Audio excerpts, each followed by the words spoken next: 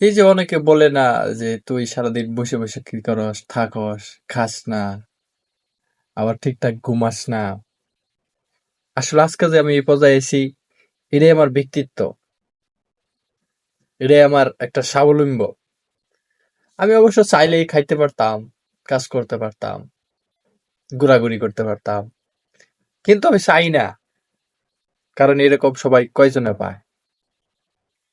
আবার অনেকে বলবো যে তুই তো বাপেরটা খায় খায় খুব খাস, ঘুরস, তুই তো একটা বেকার। আসলে কি, বেকার তো একটা আর্ট, যে যে কেউ চাইলেই বেকারত্ব থাকতে পারবে না। যারা পরিশ্রম করে, কাজ করে, ওরা কিন্তু সন্ধ্যাবেলা টায়ার্ড হয়ে যায়। কেন?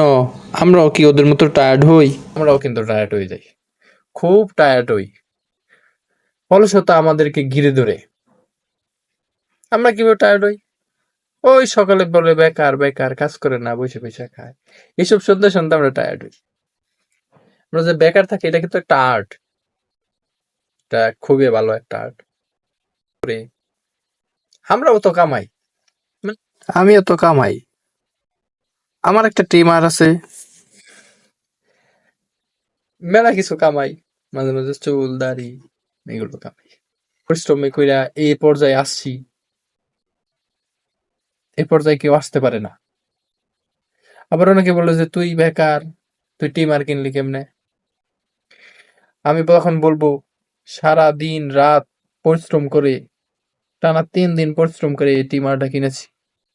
কিভাবে কিনলে আবার প্রশ্ন যদি করে, যে সারা দিন রাত পাও দইরা ধইরা টাকা নিয়ে এই টিমারটা কিনছি।